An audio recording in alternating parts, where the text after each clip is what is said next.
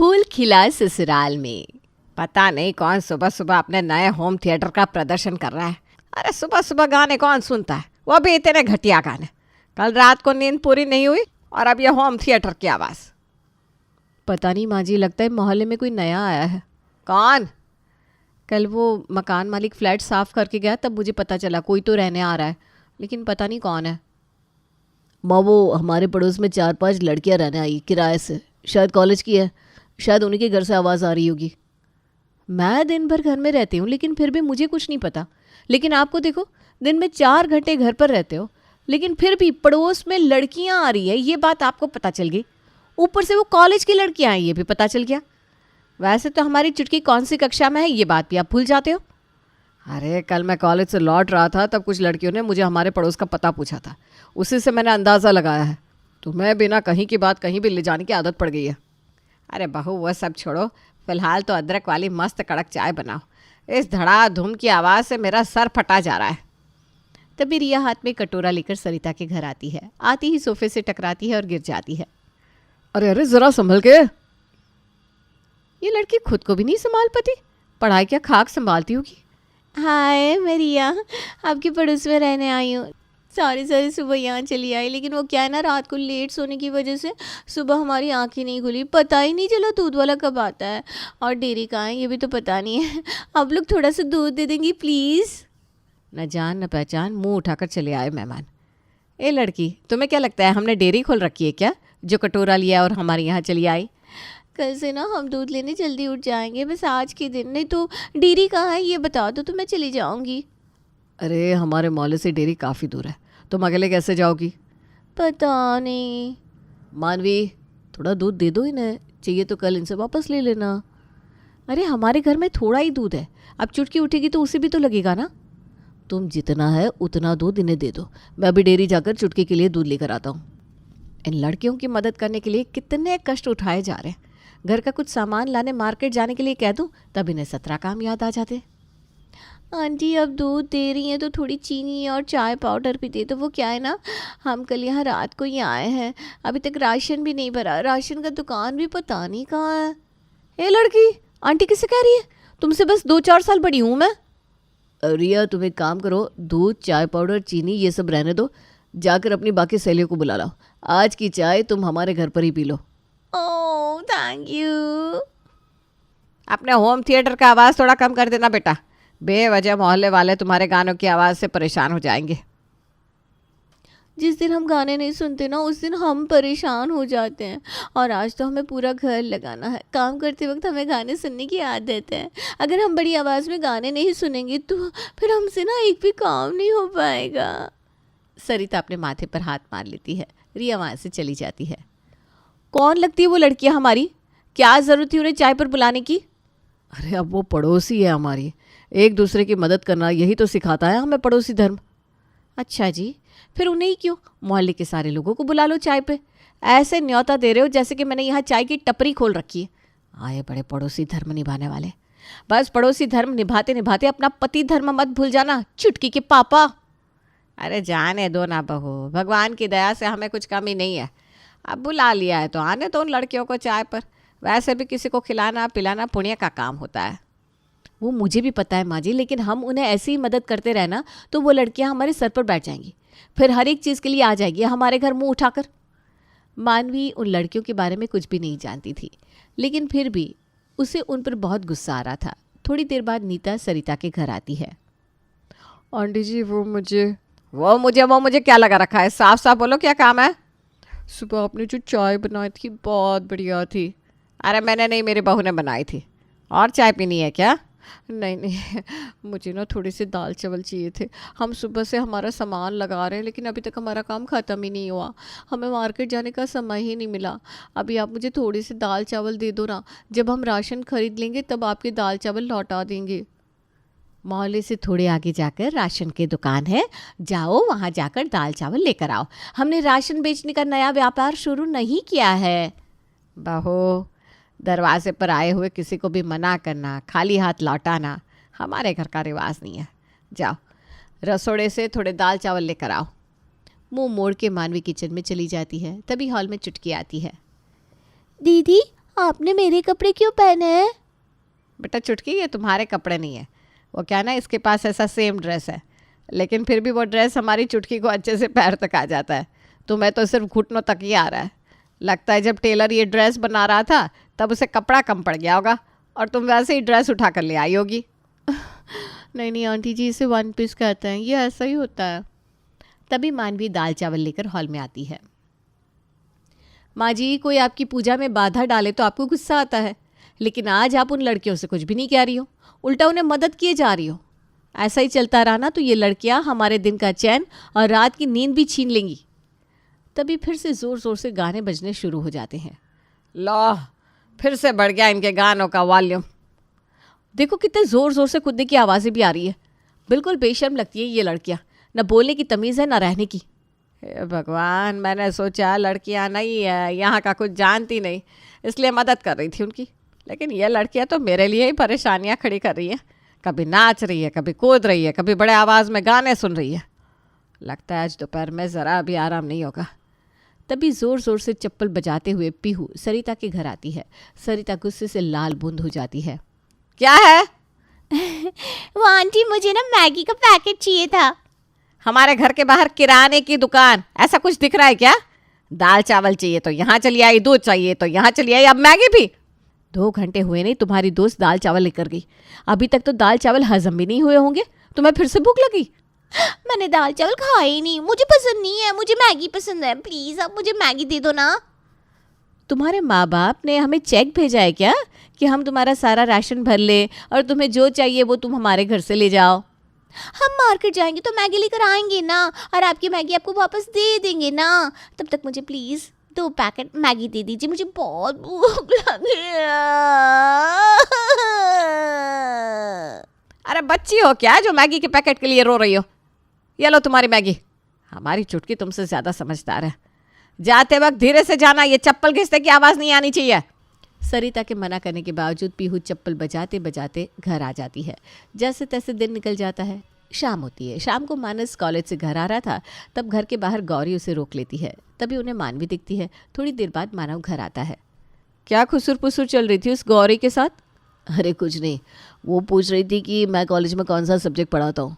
मैंने बताया उसे कि मैं कॉलेज में मैथ सिखाता हूँ, तो कहने लगी मैथ उसे काफ़ी डिफ़िकल्ट लगता है। पूछ रही थी आप सिखाओगे क्या? हाँ, तो आपने ना थोड़ी ना कहा होगा। अरे मैं ना कैसे कह सकता हूँ, पढ़ाना तो मुझे बहुत पसंद है। और अब तो गौरी हमारी पड़ोसी है, तो पड़ोसी होने के नाते हमारा भी तो फ़र्ज़ बनता है। आजकल कुछ ज़्यादा ही पड़ोसी धर्म निभाने लगे हो आप। वैसे वो हमारी वो पड़ोसन मनीषा का बेटा पिंटू, वो भी कमज़ोर है पढ़ाई में। जब वो पूछ रही थी पिंटू को पढ़ाने के लिए, तब तो आपने मना कर दिया था। तब याद नहीं आया आपको पड़ोसी धर्म? अरे पिंटू पाठशाला में पढ़ता है, मैं कॉलेज का प्राध्यापक हूँ। हमें बड़े बच्चों को सिखाने की आदत है, मुझे नहीं आता छोटे बच्चों को सिखाना। दूध राशन तक तो ठीक था, अब तो ये लड़की मेरे पति का टाइम भी मांगने आ गई है। मुझे खुद मुश्किल से समय मिलता है अपने पति का, और इसमें भी अब ये इसे पढ़ाने बैठ जाएंगे तो मुश्किल ही हो जाएगा। कॉलेज मास्टर कम थे, जो अब मेरे पति को इन लड़कियों के ट्यूशन मास्टर भी बनना है। हे भगवान, क्या करूँ मैं? मानवी मुंह मोड़ लेती है। तभी गौरी वहाँ आती है। सर, आप मुझे पढ़ाने के लिए तैयार हो? मैं पढ़ने के लिए तैयार हूँ। हम आज से ही पढ़ाई शुरू कर सकते हैं क्या? हाँ हाँ, क्यों नहीं, मैं अभी आया फ्रेश होकर। कहीं मेरे ससुराल में खिले हुए ये फूल मेरी शादीशुदा ज़िंदगी को मुरझा ना दे। मुझे जल्दी से कुछ करना होगा, नहीं तो अनर्थ हो जाएगा। ऐसे ही दिन निकल रहे थे। लड़कियों की हरकतों से सरिता और मानवी काफ़ी परेशान हो गए थे। मानवी की आंखों में तो वो लड़कियां पहले दिन से ही खटक रही थी, लेकिन जब मानस उनकी तरफदारी करता तब तो मानवी और भी ज़्यादा गुस्सा हो जाती। लड़कियों को सबक सिखाने के लिए मानवी कभी उनकी किताबें छुपा देती, कभी उन लड़कियों को परेशान करने के लिए उनके घर चली जाती, लेकिन खुद ही परेशान होकर घर लौटती। एक दिन सरिता लड़कियों के गाने बजाने की वजह से काफ़ी परेशान हो जाती है। तभी मानवी सरिता को लड़कियों के घर पर जाकर बड़े आवाज़ में भजन गाकर लड़कियों को परेशान करने का सुझाव देती है। कुछ देर बाद सरिता घर लौटती है। क्या हुआ माँ जी, आप बड़ी जल्दी आ गई? मुझे तो लगा आज उन लड़कियों की कुछ खैर नहीं, आज तो वो लड़कियाँ भाग ही जाएंगी हमारे मोहल्ले से। यह सपना देखना बंद कर दे बहू, उन लड़कियों को हमारे मोहल्ले से भगाना इतना आसान नहीं है। अरे माँ जी, आप तो उनसे डर गई, ऐसा क्या कर दिया उन्होंने? मुझे लगा गंदे गंदे गाने सुनने वाली ये लड़कियाँ भगवान का नाम सुनते सुनते बोर हो जाएगी, पक जाएगी, मेरे सामने भजन बंद करने के लिए गिड़गिड़ाएगी, मुझसे माफ़ी मांगेगी। लेकिन तुम्हें पता है, जैसे ही मैं भजन गाने बैठी वो लड़कियां मेरे सामने आकर बैठ गई। भजन गाते गाते मेरा मुंह दुख गया, लेकिन वो लड़कियां एक और भजन कहती गई। जैसे तैसे भागी हूँ मैं वहाँ से, आइंदा कभी नहीं जाऊंगी। तुम अपना देख लो, मुझे इसमें मत घसीटो। सरिता लड़कियों से डर जाती है, लेकिन फिर भी मानवी पीछे नहीं हटती। सास उसका साथ छोड़ देती है तब मानवी सारे मोहल्ले की महिलाओं को उन लड़कियों के बारे में भड़काना शुरू कर देती है। एक दिन चारों लड़कियां टपोरी लड़कों के बाइक पर घर आती है। उसके बाद उन लड़कों का मोहल्ले में आना जाना लगातार बढ़ता रहता है।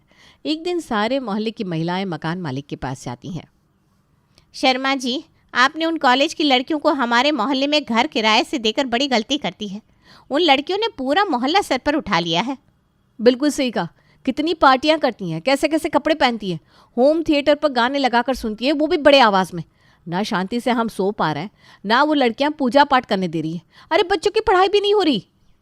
अरे अब तो उन लड़कियों से मिलने कुछ आवारा लड़के मोहल्ले में आने लगे हैं। हमारे मोहल्ले में और भी तो जवान लड़कियां रहती हैं। हम कुछ नहीं जानते शर्मा जी, आप उन लड़कियों को आज के आज घर खाली करने के लिए कह दो। बहन जी, ये बात छोड़कर मैं आपकी हर बात मानने के लिए तैयार हूँ। पहले ही मुझे इस घर के लिए कोई किराएदार नहीं मिल रहा था। बड़ी मुश्किल से ये लड़कियाँ मिली हैं। अब इन्हें भी निकाल दूंगा तो मेरा नुकसान हो जाएगा। आपकी परेशानी आप खुद सुलझाओ, मैं चलता हूँ। मानवी को लगा था सारी मोहल्ले की औरतों को वो जमा करेगी, मकान मालिक से उन लड़कियों की शिकायत करेगी तो वो लड़कियां मोहल्ले से चली जाएंगी। लेकिन उसकी ये कोशिश भी नाकाम हो गई। फिर से मानवी सारी मोहल्ले की औरतों को जमा करती है। वो मकान मालिक शर्मा बड़ा ही लालची है। किराए के लिए वो हमारे बरसों पुराने संबंध भूल गया। उसने उन लड़कियों को नहीं निकाला तो क्या हुआ, हम उन लड़कियों को निकालेंगे। बहनों, हम आज से ही कोशिश शुरू करते हैं। तुम बिल्कुल सही कह रही हो मानवी, लेकिन उन लड़कियों को मोहल्ले से निकालने के लिए हम क्या कर सकते हैं? हम एक काम करते हैं, हमारे घर का सारा कूड़ा उनके घर के सामने डाल देंगे। हाँ, और उनकी हम किसी भी तरह की मदद भी नहीं करेंगे। जैसा मानवी और बाकी औरतों ने सोचा था वैसा करना वो अगले दिन से ही शुरू कर देती है। अभी तक तो अपनी हरकतों की वजह से लड़कियां मोहल्ले वालों को परेशान कर रही थी। मोहल्ले की औरतों ने लड़कियों को परेशान करने का अब ठान लिया था। अगले दिन मोहल्ले की सारी औरतें उनके घर का सारा कूड़ा उन लड़कियों के घर के सामने डाल देती है। कितनी गंदी बदबू आ रही है, ऐसा लग रहा है हम घर में नहीं डस्टबिन में रह रहे हैं। लेकिन हमारे घर के सामने अचानक इतना कूड़ा कैसे जम गया? मानवी और बाकी मोहल्ले की औरतों ने उन्हें डाला है हमारे घर के सामने। इतना सारा कूड़ा हमें परेशान करने के लिए, अब क्या करें हम? डोंट वरी गर्ल्स, मेरे पास पावरफुल होम फ्रेशनर है। हम घर में वो लगाते हैं। वैसे भी आज हमें कहीं बाहर जाना नहीं है। कल सुबह म्यूनसिपालिटी वाले आएंगे और ये सारा कचरा हटा देंगे।